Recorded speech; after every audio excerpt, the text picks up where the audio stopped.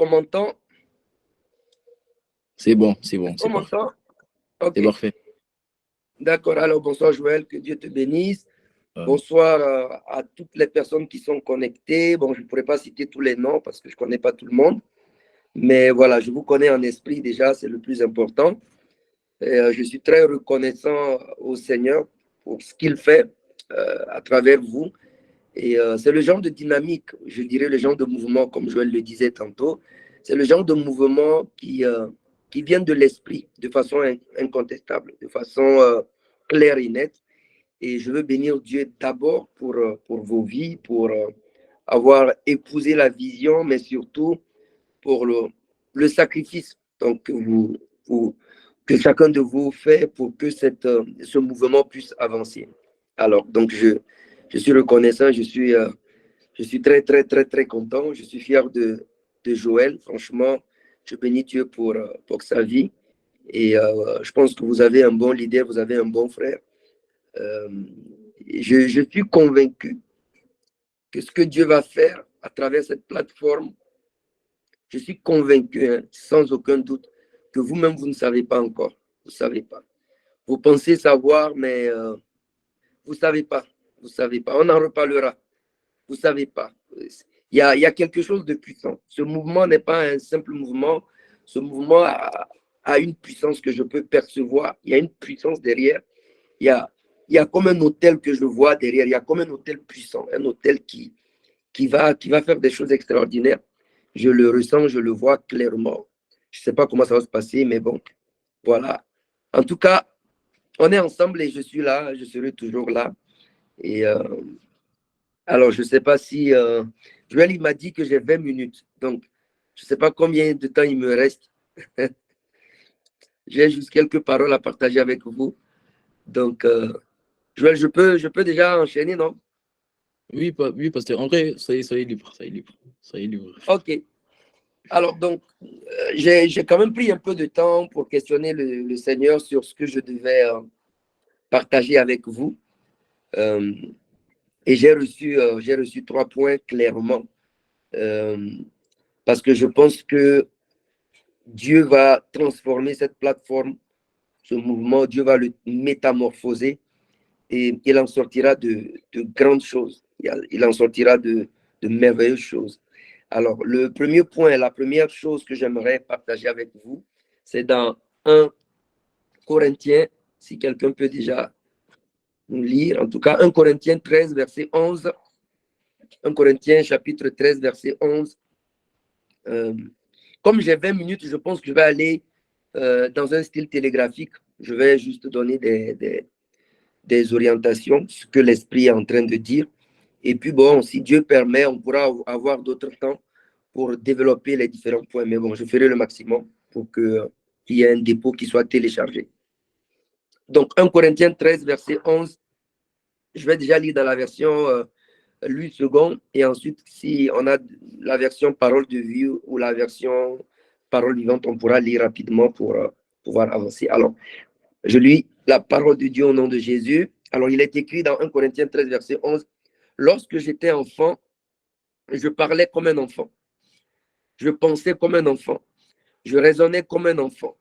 Lorsque je suis devenu homme, j'ai fait disparaître ce qui était de l'enfant. Alors, la première chose que je tiens à vous dire, qui vient de l'esprit, c'est que vous êtes en train de changer.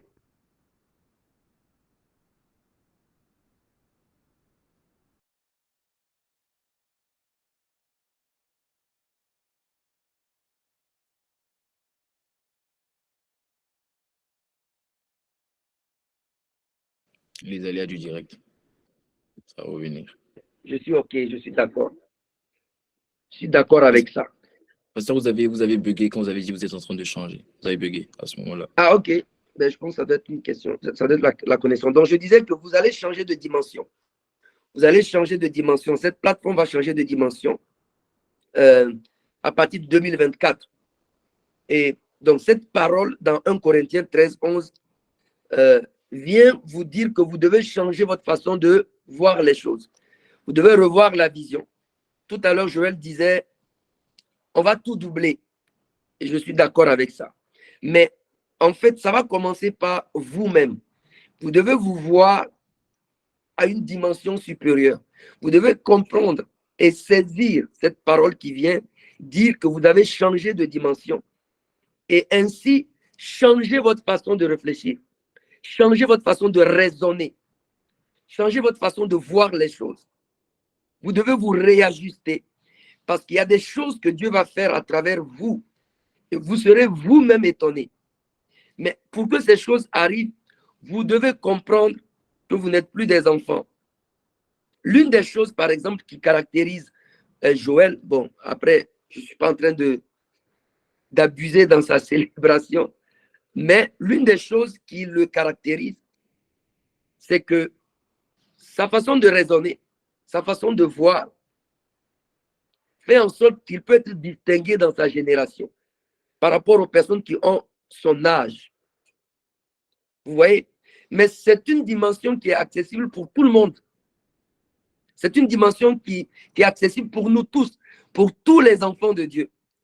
Et donc, quiconque saisit la dimension et se réajuste, vivra la dimension. Et vous allez remarquer que dans le verset, il est écrit, lorsque j'étais enfant, je parlais comme un enfant, je pensais comme un enfant, je raisonnais comme un enfant. Mais il dit, lorsque je suis devenu homme, ce n'est pas Dieu qui a fait disparaître ce qui était de l'enfant. C'est moi-même qui dois faire disparaître ce qui était de l'enfant. La Bible dit, il a fait disparaître ce qui était de l'enfant. Vous devez, à partir de 2024, faire disparaître certaines choses afin que d'autres choses puissent s'installer. Vous devez faire la place à de grandes choses. Le Saint-Esprit vous expliquera, le Saint-Esprit vous parlera en profondeur, le Saint-Esprit vous donnera des instructions claires et précises. Le Saint-Esprit va développer ce point.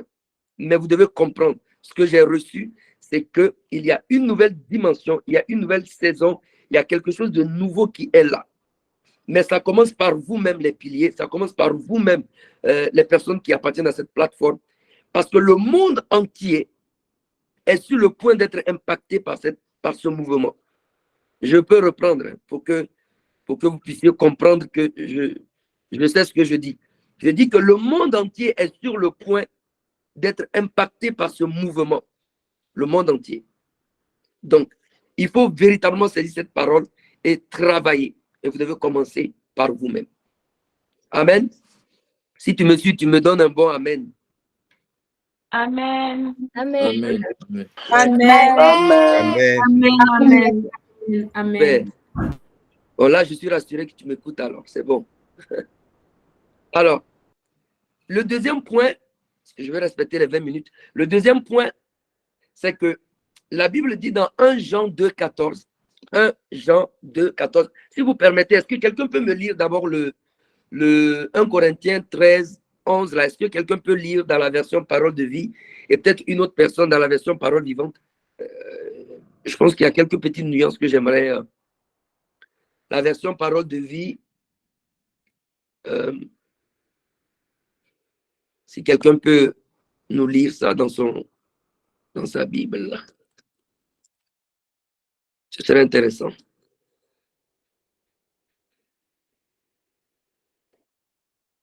Ou sinon, je peux lire. Hein? Pasteur, c'est 1 Corinthiens 13, 11. Oui, 1 Corinthiens 13, 11. Version parole de vie. Version parole de vie, exactement. Ok, je cherche.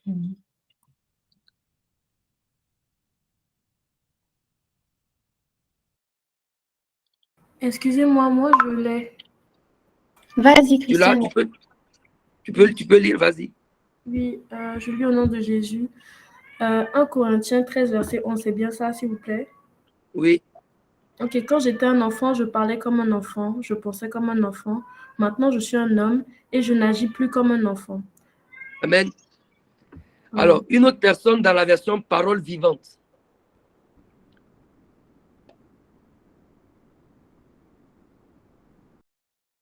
Je vais lire. La Bible dit, quand j'étais un enfant, je parlais comme un enfant, je pensais comme un enfant. Maintenant, je suis un homme et je n'agis plus comme un enfant.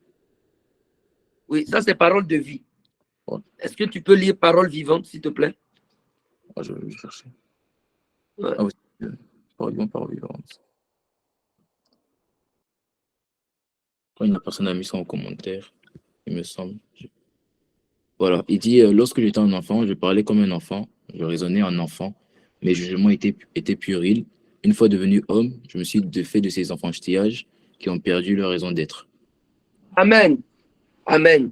Donc, dans la version parole de vie, il est dit, je ne me comporte plus comme un enfant. Je ne raisonne plus comme un enfant. Vous devez arrêter de faire comme des enfants. C'est prophétique. Je ne sais pas, mais bon, je sais qu'il y a des personnes clairement qui sont concernées. Si tu appartiens à cette plateforme, Dieu te dit, à partir de 2024, laisse tomber les enfantillages. Tout ce qui ne relève pas de la maturité, tu dois te défaire de ces choses. Et tes jugements ne doivent plus être des jugements puérils. Tu dois revoir tes jugements. Tu dois revoir ta façon de percevoir les choses. Donc, vous devez méditer sur ce passage-là. Peut-être, voilà, dans le futur avec Joël, vous devez prendre des temps pour vraiment aller en profondeur. Mais c'est très profond. Et de là va sortir quelque chose de puissant. Des exploits vont se faire au travers de vous. Chacun de vous, dans son territoire, là où il est. Et Dieu va vous parler. Dieu va vous donner, Dieu va réajuster la vision. Dieu va élever la barre très haute. Dieu va revoir les standards. Dieu va augmenter le niveau. Dieu va vous challenger. Dieu va vous étirer. Amen. Alors, on passe au deuxième point. Le deuxième point, 1 Jean 2, verset 14. La Bible dit dans 1 Jean 2, verset 14, il dit, je vous ai écrit, Père, parce que vous avez connu celui qui est dans le commencement. Je vous ai écrit, jeunes gens, parce que vous êtes forts et que la parole de Dieu demeure en vous et que vous avez vaincu le malin. Alors, ce qui vous concerne, c'est la partie jeunes gens. Il dit, jeunes gens, vous êtes forts et la parole de Dieu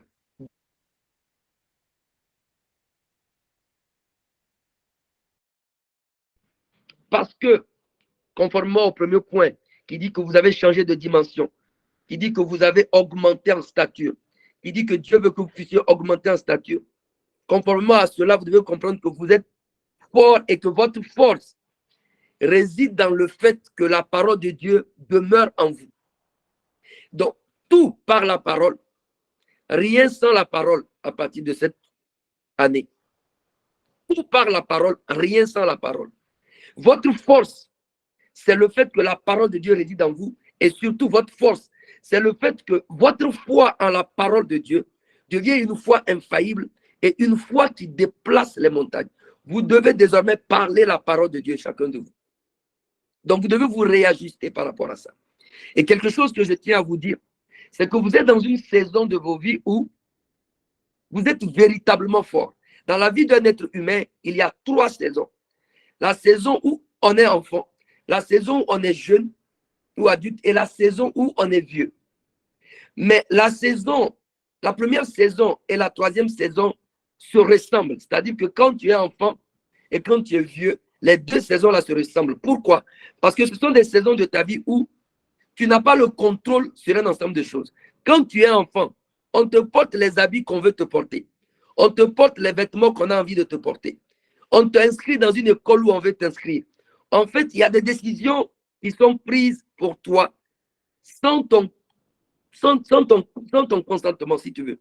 Et quand tu es vieux aussi, à un certain âge, écoute, ce sont tes enfants et les gens qui prennent soin de toi. Ils vont t'habiller comme ils veulent. Ils vont faire, en fait, tu es vieux. Donc, tu es comme un enfant. Ce sont tes enfants qui vont décider de, ah, tu vas aller passer les vacances ici, on va te payer un billet, tu vas aller là. Non, on va en fait, tu n'as pas de contrôle. Et quand tu es vieux, tu subis la résultante de tes choix, de tes décisions, de quand tu étais jeune. Donc, la saison où tu as le contrôle, c'est la saison où tu es jeune. La période de ta vie où tu as le contrôle, c'est la période où tu es jeune, où tu prends des décisions. Sinon, plus tard, tu vas subir ce que tu as pris comme décision. Si tu épouses une mauvaise femme, tu vas devoir la supporter. Tu vas devoir aimer ses enfants qu'elle va te faire. Donc, votre force en tant que jeune, c'est parce que vous êtes dans une saison de vos vies où le boulevard est là.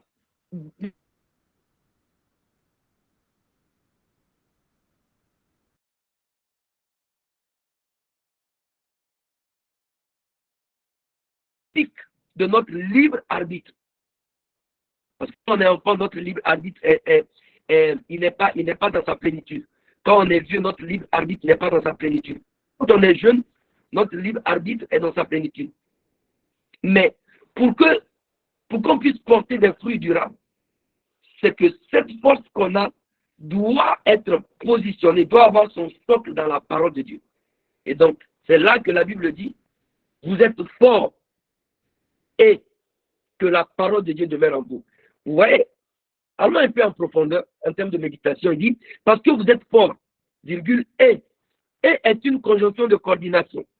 Lorsque tu vois une conjonction de coordination, quand tu lis ta Bible, tu dois comprendre que la préposition après la conjonction de coordination et la préposition avant la conjonction de coordination énoncent des choses qui sont indissociables. On ne peut pas séparer le fait de demeurer dans la parole du fait d'être fort. On ne peut pas les dissocier. C'est pourquoi il y a une conjonction de coordination là-bas, qui est « et ». Donc, votre force réside dans le fait que tout par la parole, rien sans la parole. Et vous devez aussi aller en profondeur. Vous savez, vous allez recevoir beaucoup de choses prophétiques. Et là, je parle prophétiquement. Vous allez recevoir beaucoup de choses prophétiques en creusant la parole. Par rapport à ce mouvement, vous allez recevoir des instructions prophétiques en creusant dans la parole. Vous allez recevoir beaucoup de directives. Vous allez recevoir des visions, mais à travers la parole. Et je prie que ce téléchargement soit effectif au nom de Jésus, dans le nom puissant de Jésus. Amen. Alors, donc voilà un peu le troisième point. On va rapidement avancer. Le troisième point, c'est dans Jean 14, 15. Bon, c'est un verset peut-être qu'on connaît tous. C'est l'un des versets qui m'a le plus marqué à mes débuts, parce que je trouvais que Dieu avait tout dit ici, en fait. Bon, c'est un verset qui est facile à retenir, mais en même temps, pour moi, c'est un verset qui dit tout. Jean 14, 15. Si vous m'aimez, gardez mes commandements. Ce qui va faire votre particularité dans cette nouvelle saison, c'est l'augmentation de votre amour pour Dieu. Or, il dit, celui qui m'aime garde mes commandements. Que chacun de vous, et là je parle en termes d'interpellation, s'il vous plaît, que chacun de vous revoie son degré d'amour pour Dieu sur le plan des commandements de Dieu. Parce que, il y a tellement de choses à dire, mais bon, je vais voir. Parce qu'en fait, Dieu veut vous amener à une dimension où, écoutez-moi très bien, écoutez vraiment attentivement. Dieu veut vous amener à une dimension où la présence des Akans au milieu de vous ne sera pas tolérée. Qui connaît Akan?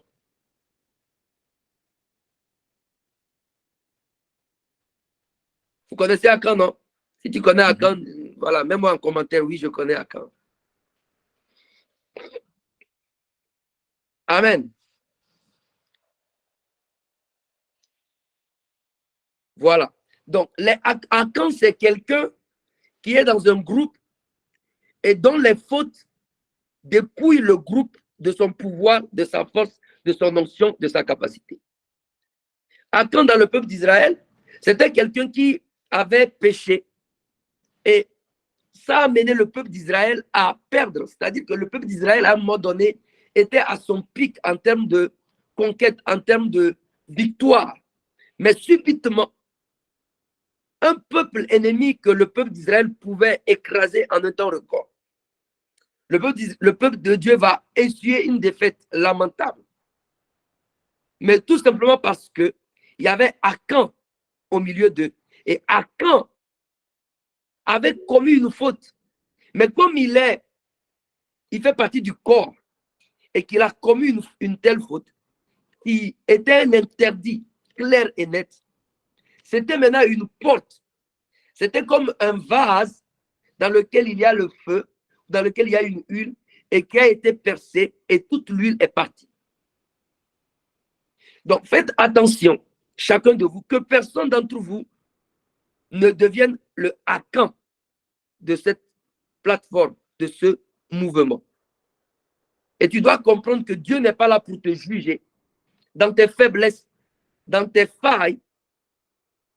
À chaque fois, je dis souvent le jour où on tombe, en fait, ce n'est pas ce jour-là qu'on est tombé. On a commencé à tomber depuis. Le jour-là, c'est juste la manifestation et l'apogée, l'accomplissement du processus. Sinon, pour tomber là, on commence à glisser, glisser, glisser, et puis on tombe. Et quand je parle de tomber, ne pensez pas seulement à impudicité, ne pensez pas seulement à impureté. Parce que quand on parle de consécration, même le mensonge, même la malice, la manipulation, c'est-à-dire, vous devez, ces 3 points sont tellement cohérents, parce que quand j'ai reçu les points, parce que je questionnais le Seigneur, je demandais au Seigneur, qu'est-ce que tu veux que je leur dise? Qu'est-ce que tu veux? C'est quoi? Moi, je n'aime pas parler, entre guillemets, je n'aime pas perdre mon temps.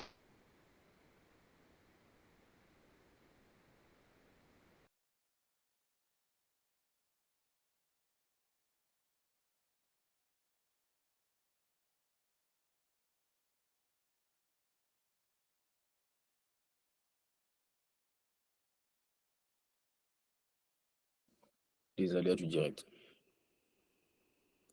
Ça va revenir dans quelques instants.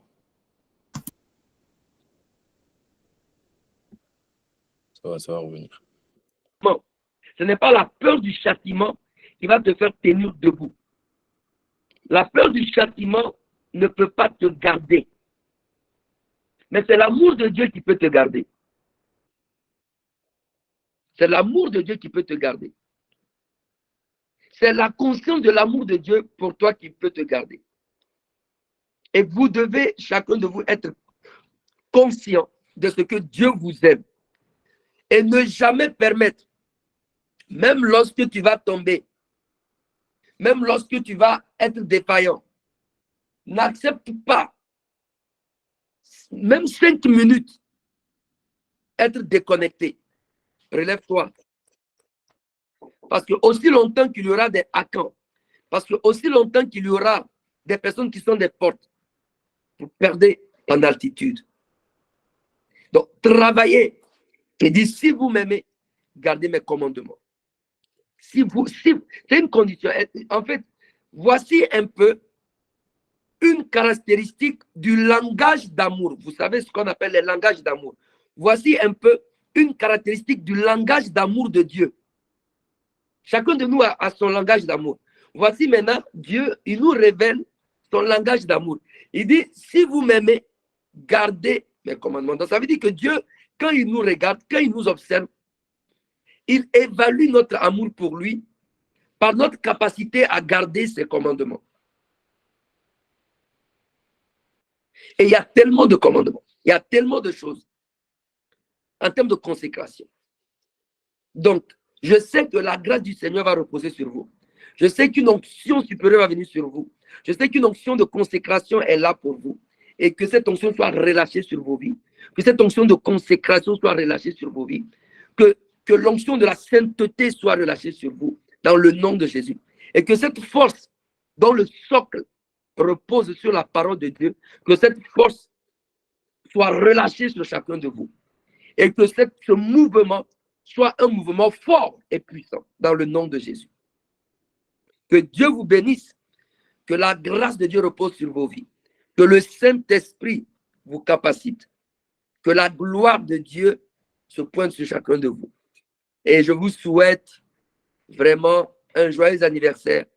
2 ans, ce n'est pas 2 jours, 2 ans, ce n'est pas 2 semaines, 2 ans, ce n'est pas 2 mois. Amen. Amen. Amen, amen. Oh, mais tu peux dire Amen. amen. Amen. Amen. Amen, amen, amen, amen. Amen. Donc voilà, je ne sais pas s'il y a une ou deux questions que je peux peut-être prendre et puis bon, je pourrais laisser la place. Je suis allé très vite parce que voilà, je voulais respecter. Je suis soumis aux instructions du leader. Oui, Bishop, je voulais juste, je suis un intrus dans le groupe là. Je me suis trouvé ici par hasard. Je suis le pasteur de ICC Charleroi. Oui, Bishop, ça va? Ouais, ça va. Je ne sais pas comment j'ai fait pour atterrir ici. Et donc, je suis là. Je me suis dit, quand j'ai vu que c'était que tu intervenais, et donc je me suis dit certainement c'était conduit. En tout cas, j'ai été béni par le message qui a été partagé. Et je prie également que la grâce de Dieu repose. Je crois que c'est pas un hasard, que la grâce de Dieu repose vraiment sur ce groupe. Hein. Amen. Donc, que cette grâce repose. Moi, j'ai donné ma vie au Seigneur Jésus à 14 ans et j'ai commencé à diriger des groupes jusqu'en 2010. Et il y avait un groupe justement qui avait la même vision, un peu comme vous, la même ambition. Mais finalement, le groupe a vite grandi, mais après, c'est éteint. Mais il y avait ce fardeau-là. Donc, je crois qu'il y avait cette grâce pour des groupes, une dynamique interdénominationnelle, mais avant qui n'était pas forcément compris parce qu'on n'était pas adossé et accompagné par les pasteurs. Et donc, voir le Bishop Serge ici, c'est une grande grâce que vous avez. Et donc, que la main de Dieu soit sur ce groupe. Amen. Que la main de Dieu étende et étire ce groupe. Que la grâce que le Seigneur a fait à nos pères demeure fortement sur vous et que vous soyez des prodiges dans cette génération, distingués à tous égards, et que le Seigneur vous donne la vitesse de l'accélération. Voilà, une vitesse d'accélération parce qu'une âme sans Christ est une âme de trop. Il n'y a pas le temps à perdre. C'est pourquoi Paul disait, rachetez le temps. Parce que les âmes sont en train de périr. Donc, il faut qu'il y ait une moisson abondante. J'ai entendu 400 ans pour cette année, c'est trop peu. C'est vraiment trop peu. Parce qu'une âme sans Christ, c'est une âme de trop. Donc, que la grâce pour moissonner abondamment vienne sur chacun de vous et que partout où vous êtes, il y ait des moissons abondantes, des campagnes qui soient organisées et où le Saint-Esprit se manifeste d'une manière extraordinaire, qu'à travers vos mains, qu'il y ait des produits extraordinaires qui se fassent. Donc, soyez abondamment bénis donc depuis Charleroi. Bon, on est ensemble. Là, ok, Bishop. En tout cas, merci beaucoup pour le partage. Amen. Je vous laisse. Bye bye. Bonne soirée. Merci beaucoup, pasteur. Amen. Wow. Amen. Gloire à Dieu. Amen. Wow. C'était pas prévu, hein. C'était pas dans le script. Wow. Gloire à Dieu. Gloire à Dieu. Amen. Amen. Est-ce que vous avez des questions? Est-ce qu'il y a une personne qui a des questions? Vous pouvez le mettre en commentaire ou juste lever la main par rapport à ce que le pasteur a dit. Moi, vraiment, pasteur, merci pour votre message. J'ai été vraiment béni. Et la première phrase que vous avez dit, vous ne savez pas en fait où vous partez. Ce mouvement est bien plus grand que vous pensez. Et ça m'a fait sourire parce qu'il y a un an, jour pour jour, lorsque mon père spirituel est venu, la première phrase qu'il a dit, c'était ça. C'est exactement la première phrase que le pasteur Herman a dit lorsqu'il avait intervenu il y a un an, jour pour jour. En fait, c'est juste en fait des clins d'œil de Dieu. Je suis reconnaissant pour ce message qui nous rééquilibre, qui nous ramène en fait à l'essentiel. La parole, l'esprit, la consécration. Et ça va en accord avec le message de notre groupe qui est d'avoir une jeunesse.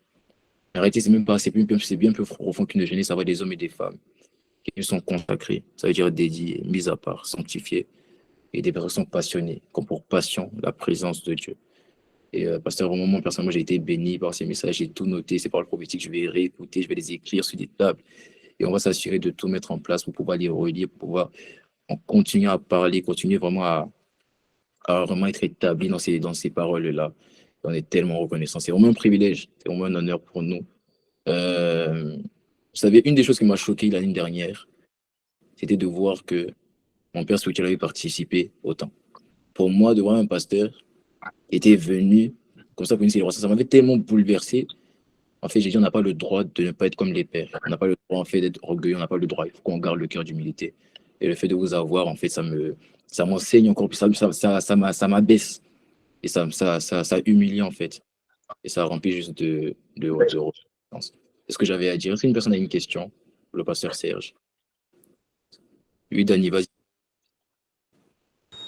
Bonsoir, bonsoir, pasteur, bonsoir à tout le monde, bonsoir à tous les membres du groupe All Together. Pasteur, j'aimerais savoir, parlons des accords. On a tendance à constater, même dans les églises, qu'il y a ces gens de personnes-là qui font assez de dégâts.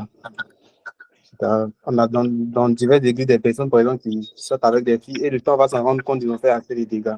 Mais pasteur, en tant que leader, lorsqu'on constate ces gens de personnes qu'on appelle à camp, qu'est-ce qu'il convient de faire? On doit les écarter ou bien il y a une autre attitude à tenir? On peut savoir. Ok. Ben, c'est une question, c'est une bonne question, une question pertinente. Alors, un conseil, de façon générale, pour ce type de questions, c'est de se demander que ferait Jésus à ma place? Que ferait Jésus à ma place? Qu'est-ce que Jésus aurait fait en face de Akan? Donc, Jésus, il est déjà miséricordieux. On voit que Jésus, ce n'est pas quelqu'un qui juge. Il est très compatissant. Donc, lorsqu'on est en face de ce genre de situation, ça dépend de la position qu'on a vis-à-vis de la personne. Donc, si c'est juste un frère avec qui il n'y a pas vraiment de rapport, mais on sait que voilà, qu'il n'est pas il n'y a pas de lien entre nous, qu'il n'est pas sous ton autorité, il n'y a pas de rapport, et que tu as les preuves, vraiment les preuves de ce que tu sais ou de ce que tu penses, la première chose que tu fais, c'est de prier. La toute première chose que tu dois faire, c'est de prier parce que la Bible dit que le Saint-Esprit convainc de péché. Il convainc aussi de justice, mais il convainc d'abord de péché. Donc, tu dois prier pour la personne. Maintenant, comme je le dis, si vous êtes dans le même groupe, tu peux en parler avec lui, pas en mode de jugement, pas vraiment en mode de jugement, mais vraiment en mode exhortation, en mode vraiment, en fait, il faut que la personne sente que tu ne le juges pas et que sa valeur reste absolue, en fait. Et ça, c'est très important. Maintenant, si ça dépend de comment la personne va réagir, ça dépend de comment ça se fait. Maintenant, après, enfin, je vais éviter de donner une réponse qui va causer des dégâts. Parce que parfois, on peut manquer de sagesse et aller reporter alors que ce n'était pas encore le moment. Et ça va, voilà. Donc, il y a des étapes à suivre. Première étape, prier pour la personne, intercéder vraiment.